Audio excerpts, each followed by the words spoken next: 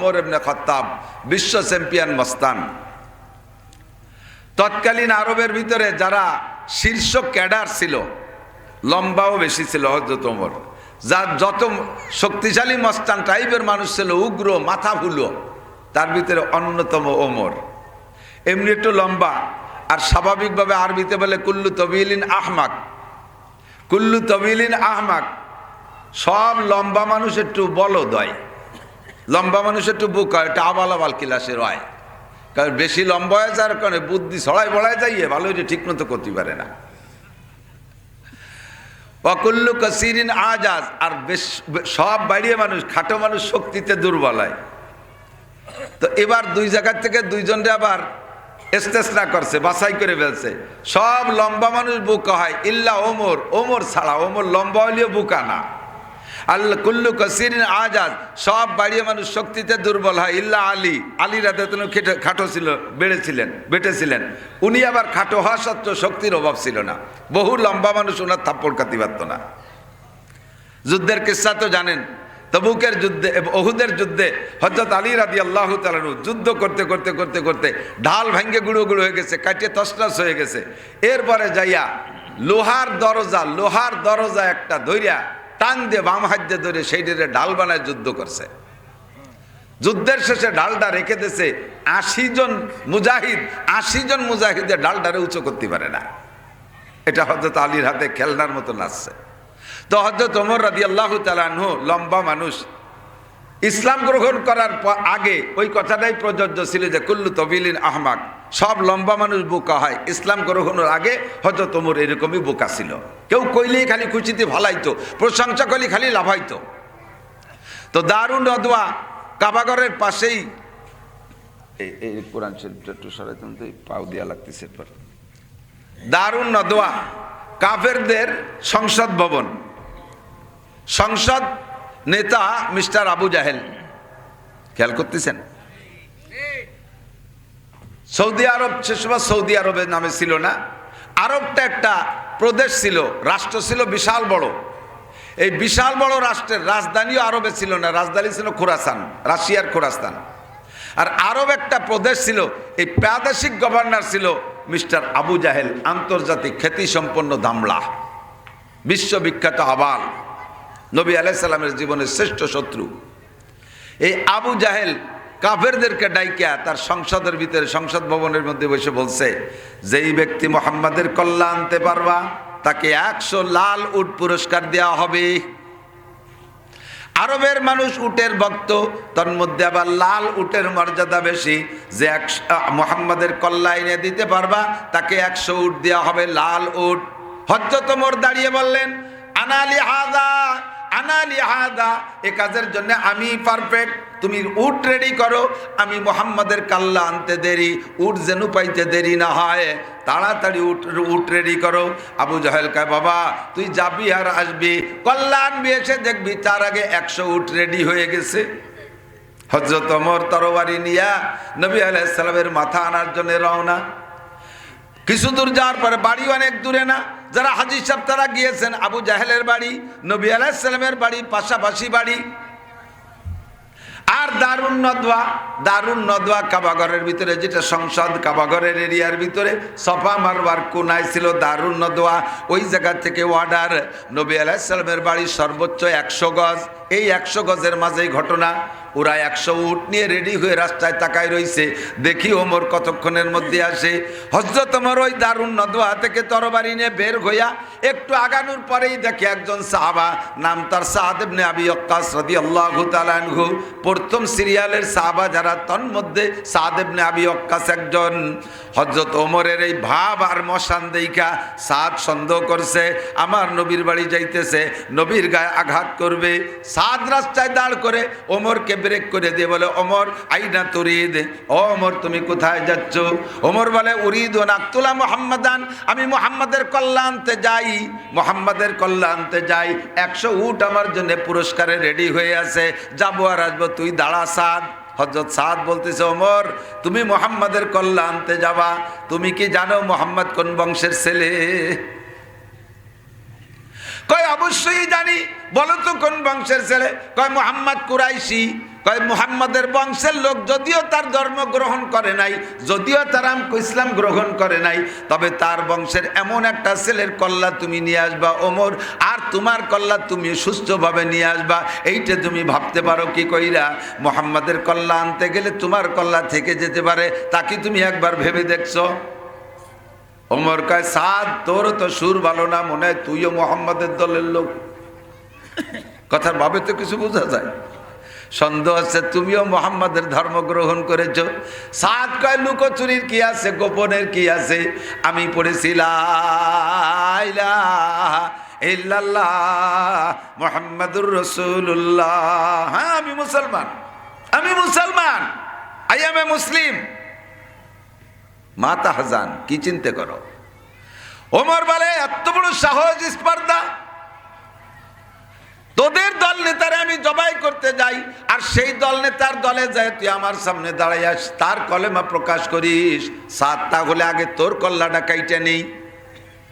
হযরত সাদ বলেন, ওমর, আগে তোমারে বিশাল বাহাদুর মনে করতাম, আমি ইসলাম গ্রহণ করার পরে তোমাকে বাহাদুর তো দূরের কথা, তোমাকে আমি মানুষই মনে করি না। আমি ইসলাম গ্রহণ করার আগে তোমারে আরবের মধ্যে সবচাইতে বড় শক্তিশালী বাহাদুর মনে করতাম, তোমার নাম শুনলে আমি ভয় পাইতাম। আমি ইসলাম গ্রহণ করার পরে তোমারে বাহাদুর তো দূরের কথা, তোমারে মানুষই মনে করি না, তোমাকে আমি একটা মাটির মূর্তি মনে করি। আমার দিক খেয়াল করেন, 500 গজ লম্বা একটা মাটির মূর্তি, 500 গজ লম্বা একটা মাটির মূর্তি। এই মাটির মূর্তির পায়ের কাছে 5-6 বছর একটা পুলার হাতে যদি দাও থাকে, ওই 5 বছরে পুলা যদি মূর্তিটার পায়ে কোপ দিয়ে ফেলায় দেয়, মূর্তি কি প্রতিবাদ করতে পারে? কখনো পারে? আল্লাহু আকবার। চোখের সামনে কত জায়গা দেখতেছি, বাঁশতলা, গাছতলা, বটতলা, মান্দারতলা, কত জায়গা পিছন দিয়ে বাঁশ ঢুকই দিয়ে দাঁড়াই থুইছে না? কুত্তই যাইয়া নাক মুখ ভরে স্প্রে করে দিচ্ছে। কুকুরের স্বভাব, নর্মাল পেশাব করে না, ঠ্যাং একখান চৈরি মেরে দেয়, ঠিক না? আল্লাহ কা ইন্নাল্লাযীনা তাদউনা মিন দুনিল্লাহ লা ইয়াখলুকু যুবাবা ওয়া লা ইজতামাউ লাহু ওয়া ইন ইয়াসলুবুহুমুয যুবাবু শাইআন লা ইয়াস্তানকিযুহু মিনহু যুফাত তালিব ওয়াল মাতলুব। হে দুনিয়ার কাফের মুশরিকরা, তোমরা যে 33 কোটি দেবদেবীর পূজা করো, তোমাদের সমস্ত মাবুদগুলো যদি ঐক্য হইয়া একটা কারখানার মধ্যে ঢোকে, আর সব মাবুদদেরকে দায়িত্ব দেয় একটা মাছি বানাবা, অনলি একটা মাছি, মানুষও বানানো লাগবে না, গরুও বানানো লাগবে না, হাতিও বানানো লাগবে না, ঘোড়াও বানানো লাগবে না, আসমান জমিন বানানো লাগবে না, গাছপালা বানানো লাগবে না, কেউরে বানানো লাগবে না, সব দেবদেবী একত্রিত হয়ে একটা মাছি বানাও। বলেন তো পারবে? একটু মুখে বলবেন না পারবে? শুধু পারবে না তা না, আল্লাহ কা লা ইয়াখলুকু, কোনোদিনও পারবে না। শুধু পারবে না তাই না, ওয়া ইন ইয়াসলুবুহুমুয যুবাবু শাইআন লা ইয়াস্তানকিযুহু মিনহু যুফাত তালিব ওয়াল মাতলুব। আরে মশা মাছিতে যদি তাদের সামনের খাবারও খাইয়ে ফেলে, সামনে তো কত খাবার দেয়, ভোগ দেয় না কতটা, এই সমস্ত ভোগ যদি মাছিতে খাইয়েও ফেলে, কোনোদিন কোনো মাছিরে কি তাড়ানোর ক্ষমতা রাখে? রাখে রাখে রাখে যৌফাত তালিব ওয়াল মাতলুব। তোরাও দুর্বল, তোদের মাবুদও দুর্বল, কাহারও কোনো ক্ষমতা নাই। সাদ বলে, ওমর, তোমারে এতদিন মানুষ মনে করতাম, বাহাদুর মনে করতাম, আজকে তোমারে মাটির মূর্তি মনে করি। তুমি যত বড় বাহাদুর হও না কেন, তোমারে আমি মানুষ মনে করি না। যার সিনার মধ্যে আল্লাহর কোরআন নাই, যার সিনার মধ্যে আল্লাহর কোরআন নাই, যার সিনার মধ্যে কলেমা নাই, যার সিনার মধ্যে ঈমান নাই, যার অন্তরের মধ্যে ইসলাম নাই, ওইটারে আমি মানুষ মনে করি না, তোমারে মূর্তি মনে করি। তুমি আমার মুহাম্মদ, আমার নবীকে কল্লা কাটতে যাবা, তার আগে আমার সাথে বোঝাপড়া হইয়া যাক। লোক পিছন দিয়ে বেশি হয়ে যাচ্ছে, অনুমতি দিলে পিছনের কয়জন চলে যাক। তা একটু আগায় আসেন, যদি নিষেধ করলেন তা বসতে দেন, একটু আগায় আসেন। লোক ওই যে দেখেন কত মানুষ দাঁড়ায় রয়েছে, আসেন আসেন। দাঁড়িয়ে থাকা ভাইরা বসে পড়েন, বসে বয়ান শোনার মধ্যে বরকত আছে, দাঁড়ায় বয়ান শোনার মধ্যে বরকত নাই। কাছে আসেন, যেই সামনে আগাবেন 500 বছর আগে জান্নাতে যাবেন, যেই সামনে আগাবেন 500 বছর আগে জান্নাতে যাবেন। না আগানওয়ালাদের চাইতে একেবারে একটু ভাষা কইছে, আগে আসলে এত লাভ, কেন আগাবেন না? অনেকে খালি ঝুলতিছে, এত ভাষা সত্যিছে না। হুজুর কয় মান গস্সা ফালা ইসা মিন্নি, যে ধোকা দেয় আসে আমার উম্মত না। আল্লাহু আকবার। ওমর কয় সাদ এত বড় সাহস, সাদ কয় তোর এত বড় সাহস। এই নিয়ে দুইজন প্রায় লাগিয়ে যায়। এই লাগালাগির ভিতর দিয়ে হযরত সাদ বলতেছে, ওমর তুমি তো আমাকে আর আমার নবীকে মারবা, ঘরের খবর কি রাখো? ঘরে আবার কি খবর? ঘরের খবর হলো তোমার বোন আর বউ নাই, দুইজনই মুসলমান। আল্লাহু আকবার। ওমরের স্টার্টিং গুইরা গেছে। কয় তাহলে আজকে তুমি আর মোহাম্মদ বাইচা গেলে ওই দুটির আগে জবই দিয়ে আসি। বোন ভগ্নিপতি তরবারির খাপের মধ্যে ঢুকায় আর বের করে, কড়কড় শব্দ, খরাস করার শব্দ করে, ভিতরে হিট বাড়ায় যাতে মারতে যাইয়ে মায়া না লাগে। ডাইরেক্ট চলে গেছে বোন বাড়ি, যে দেখে সে বাড়ি ঘটনা ঘটতেছে। হযরত খাব্বাব রাদিয়াল্লাহু তাআলা এক সাহাবী, ওনার বোন ভগ্নিপতিকে বারান্দায় বসে কোরআন শরীফ পড়াচ্ছে। ওমরের পায়ের আওয়াজ আর তার গলার আওয়াজ আর তার গর্জন তর্জন শুই না হযরত খাব্বাব একে দড়ি ঘরের মধ্যে যে খাটের তলে বলাইছে। আর বোন বনাই নিজের ঘর সাইডে কোন জায়গায় ইবা যাবে, ভিতরে ঢুকে বোনকে ধরছে। কি পড়তেছিলি? কয় না তাই দিয়ে তোমার দরকার কি? কয় না আমার দরকার আছে, তুই নাকি মুহাম্মাদের ইসলাম গ্রহণ করছিস। বোন তো ওমরেরই বোন, ভাই যদি ওমর হয় বোনটা তার চেয়ে ভারী একটা কম না। কথা কন। বোন কয় হ্যাঁ আমি পড়েছিলাম ইল্লাল্লাহ মুহাম্মাদুর রাসূলুল্লাহ। বক্তারা যখন এই কলেমা পড়তে যাবে আপনারাও সাথে পড়বেন। লাভ হলো যে ব্যক্তি একবার পড়ে লা ইলাহা ইল্লাল্লাহ মুহাম্মাদুর রাসূলুল্লাহ তামলাউ মা বাইনাস সামাই ওয়াল আরদ, পড়নেওয়ালার জন্য আসমান আর জমিনের মাঝখানে সমস্ত ফাঁকা জায়গা নেকিতে ভরপুর হইয়া যায়। কাজে এ জায়গা কৃপণতা করবেন না। যদি বলে সৃষ্টি করছে কে, মুখে বলবেন কে, সবাই বলবেন কে। একবার যদি মোহাব্বতের সাথে আল্লাহর নাম উচ্চারণ করেন আমল নামায় 4000 নেকি লেখা হইয়া যায়। দুনিয়া বোঝা সহজ কিন্তু কামাই করা কঠিন। দুনিয়া বোঝা সহজ, কামাই করা কঠিন। আর নেকি বোঝা কঠিন কিন্তু কামাই করা সহজ। এবার ওমরের বোন বলে আমি পড়েছি কলেমা, আমি ইসলাম গ্রহণ করেছি। বলার সাথে সাথে মার শুরু হয়ে গেল। একবার বোন রে মারে, একবার বউনাই রে মারে, ভগ্নিপতি রে মারে, দুইজনে পালা করে মারতে মারতে রক্তাক্ত করে ফেলাইছে। ঘরের ভিতরের থেকে রক্ত বার উঠান পর্যন্ত বেয়ে চলে গেছে। তবুও বোন বউনাই কখনো মুখের থেকে কলেমা ছাড়ে নাই, আর বলে নাই ভাই আর মারিস না, এখন থেকে তোর দলে চলে গেলাম, লাত জামানা তার হুবলের দলে চইলা গেলাম, মোহাম্মদ রে ত্যাগ করলাম, আল্লাহ রে ত্যাগ করলাম, এ কথা কখনো বলে নাই। হযরত ওমর এই মারামারির ভিতর দিয়ে দেখে বারান্দার দিকে নজর পড়ছে। যেই কোরআন শরীফ পড়তেছিল চামড়া, তখন তো এরকম কাগজ ছিল না, চামড়ার গায়ে একটা আয়াত লেখা, ওইটা তাড়াহুড়া করে সেরে পারে নাই উঠার। বারান্দা ওমরের নজর পড়ে গেছে আয়াতের দিকে। আয়াতটা ছিল সূরাতাহার আয়াত, কুল ইন্নানি আনাল্লাহ, কুল ইন্নানি আনাল্লাহ লা ইলাহা ইল্লা আনা ফাবুদনি ওয়া আকিমিস সালাতা লিযিকরি। আল্লাহ পাক বলেন কুল, বলে দাও, ইন্নানি আনাল্লাহ, একমাত্র আল্লাহ আমি, ইন্নানি আনাল্লাহ লা ইলাহা ইল্লা আনা, আমি ছাড়া আর কোনো ইলাহ নাই, লা তুজ্জা মানাত আর হুবল, আরে সরস্বতী, দুর্গা, লক্ষ্মী আর কালী, এগুলো কখনো ইলাহ হইতে পারে না, এগুলো কখনো সৃষ্টিকর্তা হইতে পারে না। লা ইলাহা ইল্লা আনা, আমি ছাড়া আর কোনো সৃষ্টিকর্তা ইলাহ নাই। কাজেই ফাবুদনি, ইবাদত করলে আমারই করো। ইবাদত করলে কার? জোর হলো না কার? কেন আল্লাহর ইবাদত করব না? ওয়া মালি আলা আবুদুল্লাযী ফাতারানি ওয়া ইলাইহি তুরজাউন, আমাকে সৃষ্টিত করেছেন আল্লাহ, আমারে রিজিক দেয় আল্লাহ, আমারে বাঁচায় রাখে আল্লাহ, আমারে সুস্থ রাখে আল্লাহ, আমারে ছেলে মেয়ে দেয় আল্লাহ, আমারে মর্যাদা দেয় আল্লাহ, আমারে ধন সম্পদ দেয় কে? কাজে ইবাদত হবে কার? এই আয়াত যখন বারান্দায় রইছে পইড়া, হযরত ওমরের নজর যখন ওই দিকে পড়ছে, কাম হইয়া গেছে। পরবর্তীতে হযরত ওমরের বোন বলে আমার মনে হচ্ছিল আমার ভাই যখন ওই আয়াতের দিকে তাকাইছে ওমর তার বিপড়তে পারে, তর্জমা বোঝে, যখন নজর পড়ছে মনে হচ্ছিল যেন তার মুখের থেকে, তার চোখের থেকে কি যেন একটা কালো বেরিয়ে গেল, কি যেন একটা অন্ধকার কালো বেরিয়ে গেল, আর ওই কাগজের থেকে আমার ভাইয়ের দিকে একটা আলো ঢুকে গেল। খেলা জইমা গেছে, কাম হয়ে গেছে। এই মারামারির ভিতর দিয়ে নজর যখন ওদিক পড়ছে, হযরত ওমর বলে বোন রে ওইটা কি? বোন চিন্তা করছে ও তো এখনো ইসলাম গ্রহণ করে নাই, আইসে তো আমাকে ওর বিপক্ষে মারামারি করতে, মারলো কম না। এখন যদি কই ওইটাই আমার কোরআন, ওনায় লাভ দিয়ে ওই কোরআনের উপরে পা দিয়ে পদদলিত করে, অপমান করে। এই জন্যই হযরত ওমরের বোন আগে দৌড়ে গিয়ে ওই চামড়াটা আয়াতটাকে নিজের কাছে সংরক্ষণ কইরা এরপরে বলে হাদা কালামুল্লাহ, বলেন না সুবহানাল্লাহ।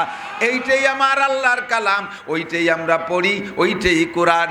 হযরত ওমর কয় বোন রে, আমি তো এমন সাহিত্যপূর্ণ ভাষা কোনো জায়গা লেখা দেখি নাই, যদিও এক লাইনের মধ্যে দেখি আমার ভিতরে একটা পরিবর্তন এসেছে। বোন তাড়াতাড়ি আমার কাছে একটু দে তো, আমি একটু আজ ধরিয়ে দেখে পড়ি কি লেখা। হযরত ওমরের বোন বলে এ কোরআন সম্পর্কে আল্লাহর হুকুম লা ইয়ামাসসুহু ইল্লাল মুতাহহারুন।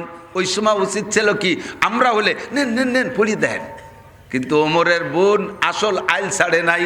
উনি কয় ভাই রে, লা ইয়ামাসসু ইল্লাল মুতাহহারুন ইন্নামাল মুশরিকুনা নাজাসুন। আমার আল্লাহ বলেছেন তুই ওমর মুশরিক, 33 কোটি দেবদেবীর পূজা করিস, তুই জীবনে কোনোদিন ফরজ গোসল নিয়মতান্ত্রিকভাবে আদায় করিস নাই, আর তোর ভিতরে এখনো শিরিক আর কুফর রয়ে গেছে, তোর আপাদ মস্তক নাপাক। আর আল্লাহ বলেছেন নাপাক ব্যক্তি কোরআন ধরতে পারবে না, কাজেই ভাই তোর হাতে এইটা দেওয়া যাবে না। হযরত ওমরের তো কাম পাল্টেই গেছে।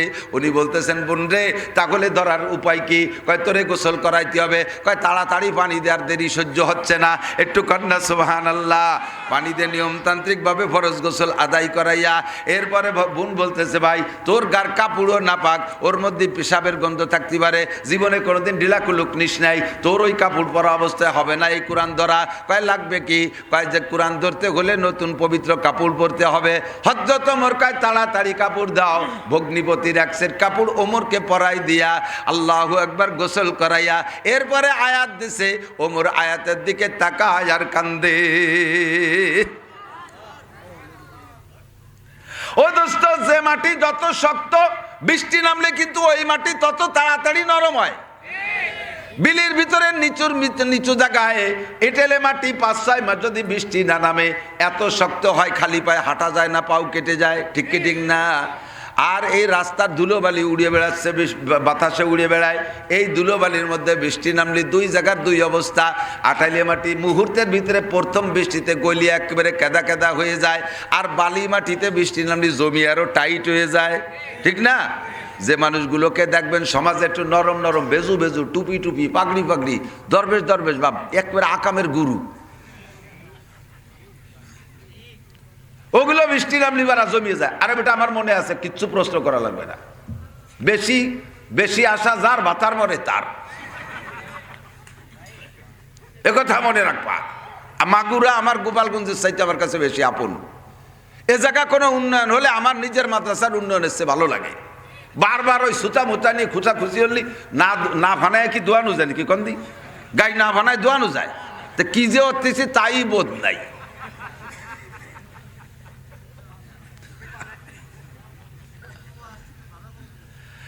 আল্লাহু আকবার। আগে ভাবতে হবে, সবকিছু আগে ভাবতে হবে, পরে আগে ভাবিয়া করিও কাজ, করিয়া ভাবিও না। ঝামেলা করা যাবে না। আমার হিসেব আছে কি হতে হবে, আমার টাইমের হিসেব আছে। আল্লাহু আকবার। হযরত ওমর কান্তি কান্তি একেবারে বুক ভাসায় দিছে, শক্ত মাটি, বৃষ্টি পড়ছে, নইটি নরম হইয়ে গলিয়ে রেড়ই পড়ে গেছে। এখন খালি কান্দে, কয় বোন তা তাড়াতাড়ি আমার একটু কলেমা পড়াই দে। এই পরিবেশ দেখে এতক্ষণে মারামারি যা কিছু হচ্ছে, হযরত খব্বাব খাটের তলেতে বেরিয়ে না। কাজে ওমর আবার কোনো কৌশল করতেছে নাকি যে একে উস্তাদ কিরা সেইটা বাইরেই নাকি, শেষে না আমারে মায়ের শুরু হলো। হযরত খব্বাব খাটের নিচে লুকায় আছেন, পরিবেশ দেখে উনি বেরোয় আসছেন। আসার পরে বলতেছে ভাই খব্বাব তুমি আমারে কলেমা পড়ায় দাও।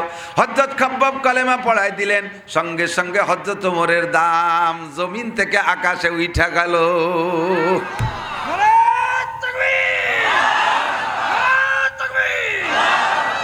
হযরত ওমর রাদিয়াল্লাহু তাআলা আনহু বলেন খব্বাব আমারে হুজুরের কাছে নিয়ে চল।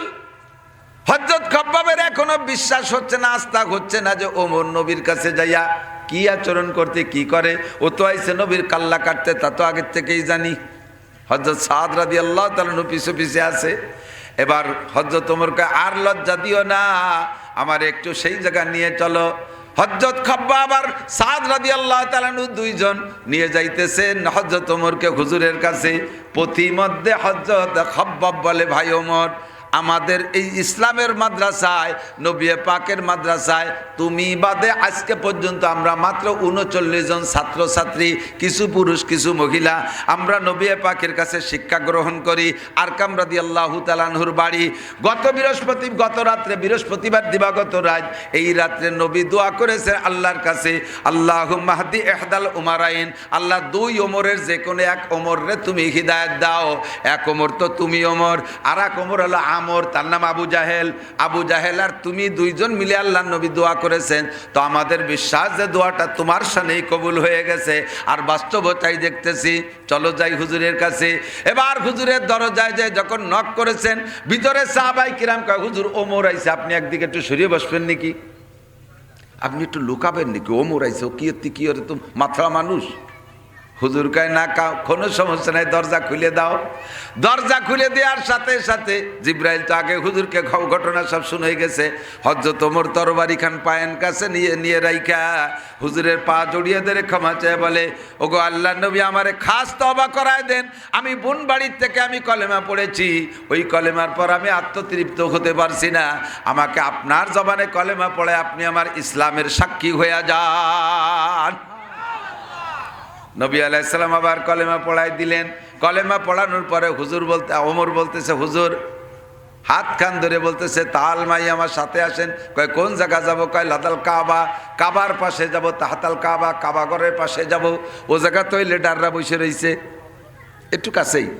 ও জায়গা উকি মেরে দেখতেছে যে মাথাটা কখন নিয়ে আসে, হাত ধরে টানতেছে। হুজুর কয়, ওমর তুমি সহ আমার মাদ্রাসার ছাত্র আজকে মাত্র 40 জন, সারা পৃথিবী সব আমাদের শত্রু, আমরা এক দলে মাত্র 40 জন, এত তাড়াতাড়ি কাবাঘরের কাছে যাওয়া যাবে না। হযরত ওমর কয়, হুজুর বলেন কি? আল্লাহু হাক্কুন, আল্লাহ কি হক। আপনারা কি বলেন? আল্লাহ কি হক। আল ইসলামু হক্কুন, ইসলাম কি হক। আনতা হক্কুন, আপনি নবী কি হক নবী। আল কোরআনও হক্কুন, কোরআন কি হক। জি হক। হুজুর বলেন, এত হক গোপনে থাকবে, ঘরের মধ্যেই থাকবে, আর দুনিয়ার বাতিল কাবা ঘরের পাশে থাকবে, তা হইতে পারে না, আপনাকে এখনই আসতে হবে। হুজুর ওমরের হাত ধরে বাম হাতে নবী আলাইহিস সালাম, ডান হাতে তরবারি নিয়ে কাবার চত্বরে যখন গেছে, ওরা তো দারুন না দোয়ার মধ্যে থেকে খুশিতে হাতে তালি দিচ্ছে। ওমরকে পাঠাইলাম শুধু মাথাটা আনতে, ওমর আস্ত মোহাম্মদ নিয়ে আসতেছে, একের পরাণ ভরে মারবো আর আনন্দ করবো। এই দেখছেন বিলেইতে ইন্দুর ধরা দেখছেন, ও দৈরেই কিন্তু মাইরে ছিঁড়িয়ে বুড়িয়ে খায় না। বাড়িওয়ালাকে সামনে নিয়ে আসে, উঠোনে আনিয়ে কিছুক্ষণ বলি খেলে। ও দেখ চালিয়ে মারে, একটু খোঁচা দেয়, একটু ঘুষ করে, একটু লাভ দিয়ে ধরে, নানান তাল করে না, এটা আনন্দ করে। আর গাড়িস্তের ক্রেডিট দেখায় যে দেখেন আমি খালি আপনার বাড়ির ভাত মাছ খাইয়েই ঘুমোই থাকি না, মাল একটা ধরিয়ে নিয়েছি, ঠিক না? আবু জাহেল কয়, মুহাম্মদ রে ওমর রে পাঠাইলাম ধরিয়ে আনতে, সেটি বান্ধে নিয়ে আসে। আনতে কইলাম কাল্লাস, তো মুহাম্মদ নিয়ে আসে, খুশিতে লাফারছে আর বলতেছে, ওমর এই যে তোমার 100 উট।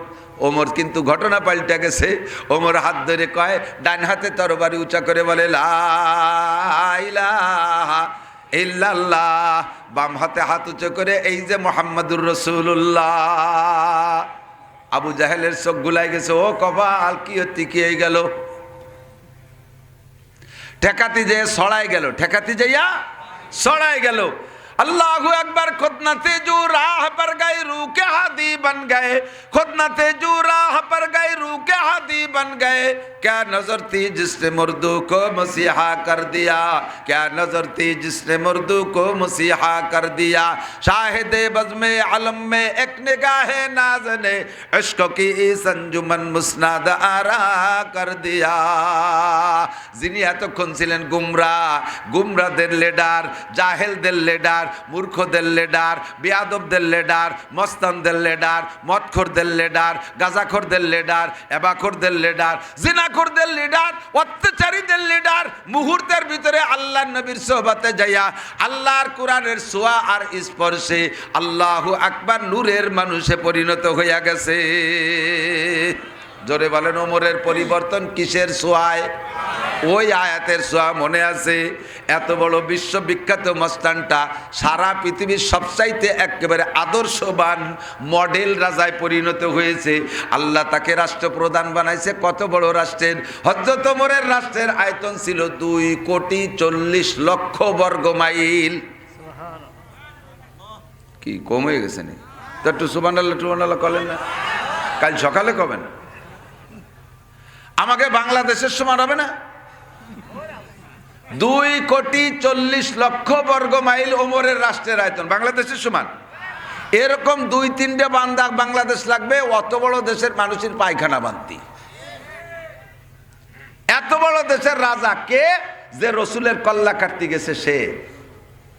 কথা কন।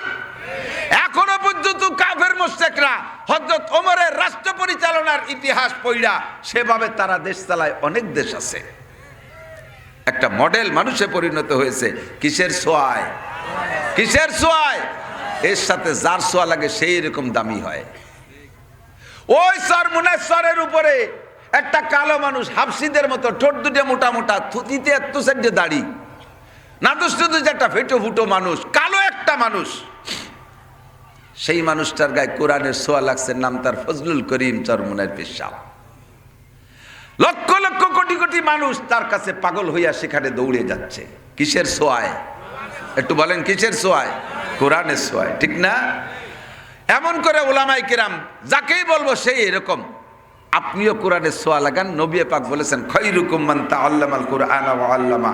হুজুর বলে নাই যেই হাফেজ কোরআন পড়ে ও দামি, যেই মৌলানা কোরআন পড়ে ওই দামি, যে কারি সাহেব কোরআন শরীফ পড়ে ওই দামি, তা বলে নাই। খায়রুকুম মান অ্যানিম্যান এভরিবডি। যেই মাস্টার কোরআন পড়ে সে দামি, যে ডাক্তার কোরআন পড়ে সে দামি, যে স্কুলের ছাত্র কোরআন পড়ে সে দামি, যে কলেজের ছাত্র কোরআন পড়ে সে দামি, যে কৃষক কোরআন পড়ে সে দামি, যে নারী কোরআন শরীফ পড়ে সে দামি, যে পুরুষ কোরআন শরীফ পড়ে সে দামি, যে ব্যবসায়ী কোরআন পড়ে সে দামি, যে রাজা কোরআন পড়েছে রাজা দামি, যে এমপি কোরআন পড়ে সেই এমপি সবচাইতে দামি। কথা বলেন ঠিক ঠিক না? তাহলে কোরআন পড়নেওয়ালা এমপি দামি না বেকুরাইনে এমপি দামি? বেকুরাইনে এমপি দামি না কোরআনওয়ালা এমপি দামি? বেসুন্নত এমপি দামি না সুন্নতওয়ালা এমপি দামি? আমরা কোরআনওয়ালা এমপি চাই। রাজি? কথা কয় না।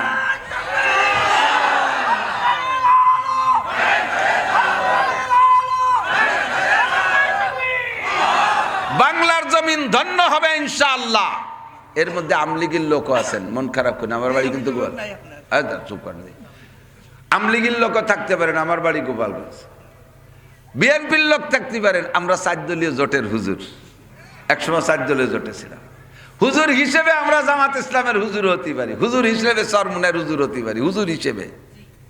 এর মধ্যে সবাই মিলে আমরা শেষ ফিনিশিং, আমরা কলেমা পড়া মুসলমান।